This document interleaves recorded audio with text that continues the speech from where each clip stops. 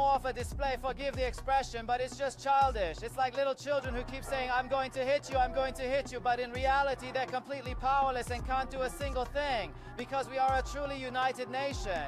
We stand firmly behind the supreme leader, and as long as our unity remains strong, the enemy will be utterly incapable of doing anything at all. Every time the enemy has sat down at the negotiation table with us, it has only been because they understood that they would not be able to defeat us on the battlefield and in war. We sit at the negotiation table with our hands on the trigger, our missiles ready to fire, and our hearts full of support for the Islamic Republic. Mr. Arakshi, we are standing firmly behind you. Do not compromise on the red lines and uphold the principles of the revolution. We are with you until the very end. You asked about the possibility of an attack, the possibility of war. For 40 years, every night we go to sleep with the possibility of war and wake up with the possibility of war. What are you trying to scare us with? Those clips that you just watched are voices from members of the public attending a celebration staged on February 11th, yesterday, by the regime that rules the Islamic Republic of Iran. And the occasion was marking the 47th anniversary of the 1979 Islamic Revolution. It's a little weird. The AI voice is kind of speaking in English and not in the original Farsi, of course, but these snippets provide a sharp and clear picture of how the government of Iran is managing propaganda within the country and outside. This is a really interesting, complex subject that we discuss in depth today with State of Tel Aviv and Beyond regular guest, Lieutenant Colonel in the IDF Reserves, Jonathan Conricus. Of course, we get into the 4-hour meeting that took place yesterday with President Trump and Prime Minister Benjamin Netanyahu regarding what is happening in the Middle East with Iran and what may be on the horizon. I'm Vivian Berkovich, former Canadian ambassador to Israel. Let's do this.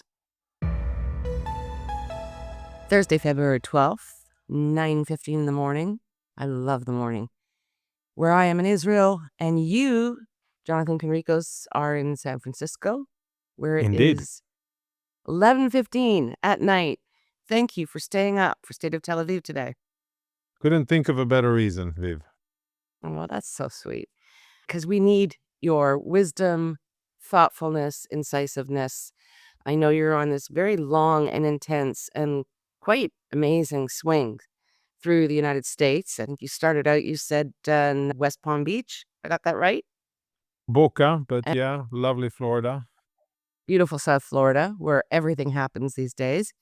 And it really has. The center of gravity has shifted to South Florida for our world.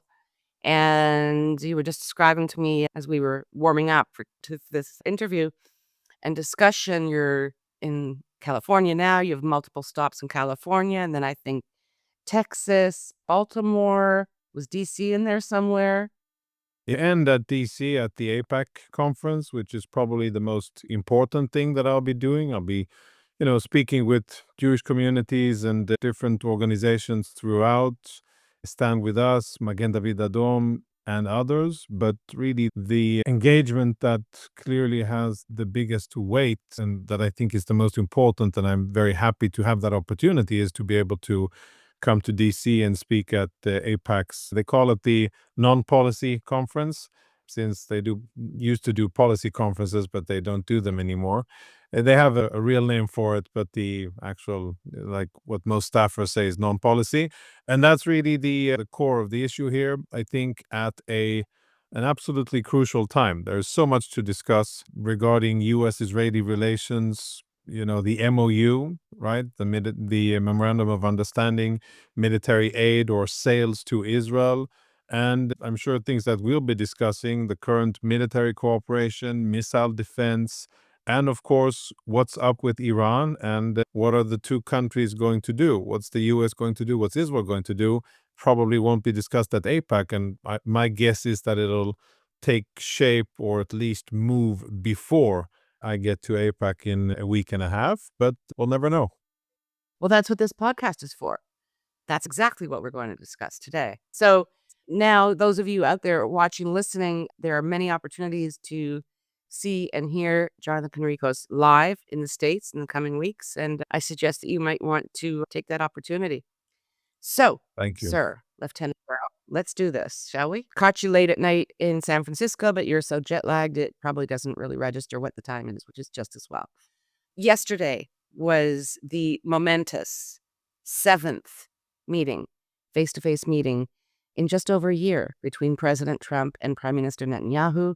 They were meeting, we assume, to discuss what, if any, military action may be taken and led by the United States in the region. There's a tremendous buildup of military assets, as we were chatting earlier, much more than a flex. This is not a demonstration of muscle and capability. It's, I think, kind of next level. So over to you, Lieutenant Colonel. First of all, talk about the magnitude of this military buildup by the United States in the region, which is continuing. And then we'll get into what that may portend. Yes, Viv. So we're looking at about almost a month of military buildup. A few days ago, late last week, Iranian families, tens of thousands of Iranian families, they commemorated, sadly, 40 days of the massacre by Iranian security forces, Basij, IRGC, and foreign mercenaries that were doing a lot of the killing of Iranian protesters on various Iranian streets in Tehran, but basically all over the country.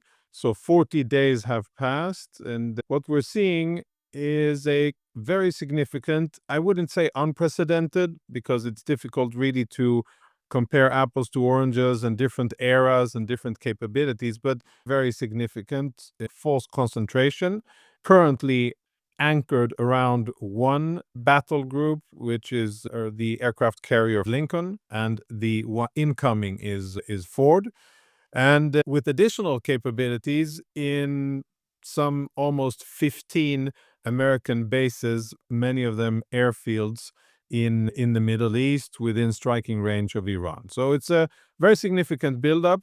I think we have to acknowledge with the military, as with the political, that there are many unknowns. There are unknowns, and we have glimpses and pieces of information that are made available through open source intelligence, through deliberate release of information by the Department of War and by the Iranians. So there are parts that we know a little bit more about, but I think at this stage we have to be very careful with trying to really understand the military situation. But I think we can say that there's a very significant buildup of military capabilities that will allow the U.S. to do a number of things. First, to strike first. To strike first and to do a meaningful strike across Iran with, I think, a relatively low-risk environment for the American servicemen who will be piloting those aircraft and in the ships surrounding Iran.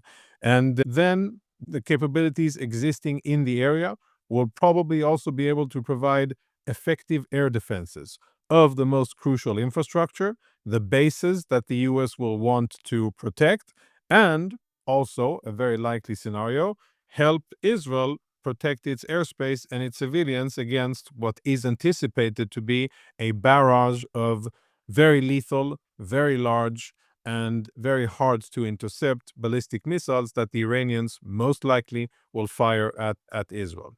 So those capabilities are in place, but, I think what we are seeing, and you use the word flex, I think this is a significant flex, but it is also significantly positioning for negotiations and trying to apply force on the Iranian leadership and to impress upon them that what they've been doing so far in the way that they murdered people on the streets and decided to gun down protesters who were calling for reform and calling for basic rights and for water and electricity and freedom, and the type of things that they've been doing so far, and most specifically, the whole issue of the scope of negotiations, because we see two different realities here where the U.S., the president, the vice president, and Secretary of State Rubio say pretty clearly the negotiations are not only about nuclear, they are about ballistic missiles, and they are about Iran's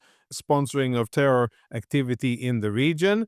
And they've been kind of vague about the internal situation in Iran and not really following up on statements that were made 40 days ago by the president that if the Iranian regime actually executes people, then the US will take action. So that if happened, they have indeed executed hundreds, if not thousands. We're getting a lot of reports out of Iran, and nothing really has happened. And by the way, speaking about the meeting between the prime minister and the president, part of what I understand that the prime minister showed was exactly that the Iranian regime has in fact continued to execute political prisoners and protesters that they pledged that they're not going to execute. They have in fact executed them, and the prime minister reportedly provided evidence based on Israeli intel in order to drive that point home. But if we go back to the issue here, the very important issue is the scope.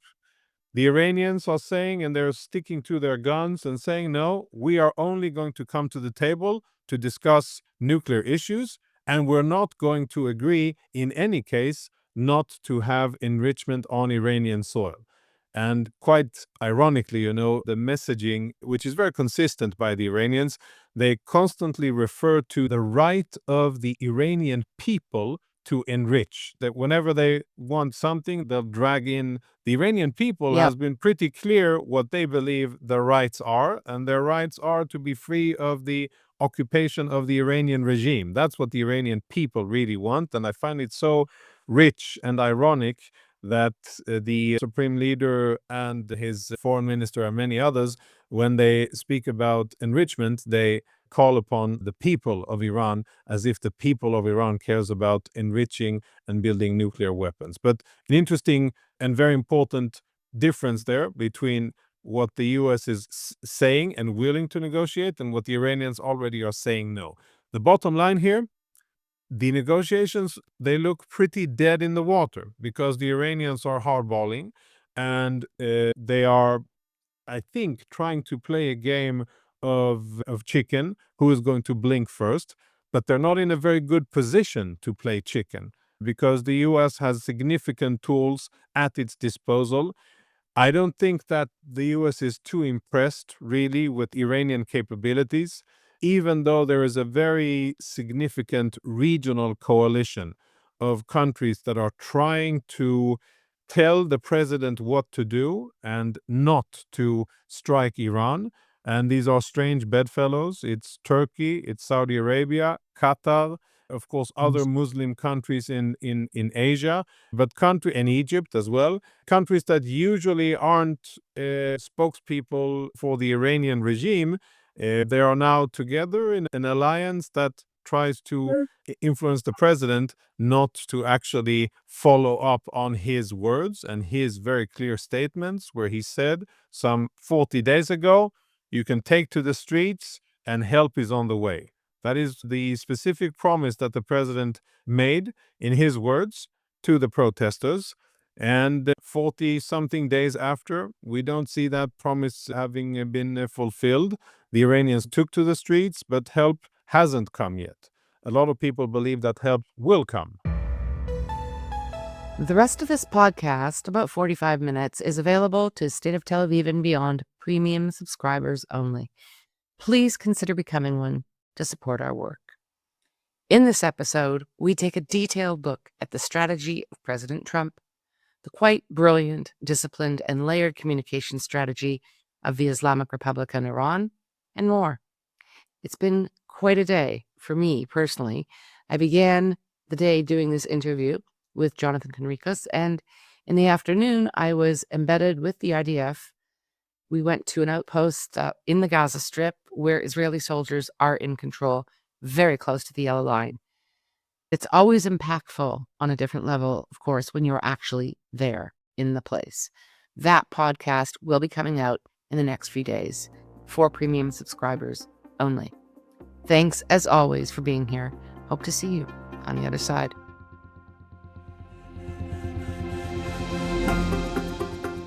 We love hearing from you. So please comment on our website, stateoftelaviv.com, or send us a note to vivian@stateoftelaviv.com. That's VIVIAN @stateoftelaviv.com. And if you go to our website, stateoftelaviv.com, you can find the subscribe button and take it from there. Hope that you do that. On behalf of the State of Tel Aviv core team, Jan Szabo, our creative, graphic, visual, and marketing man, Amir White, producer and editor extraordinaire, sound guy, who is also impressively patient with me and my boomer tech deficiencies, and our social media manager who pitches in on everything. Thank you, Maya Naftalin. Thanks to the team, and thank you, listeners, for being here. Until next time, stay safe.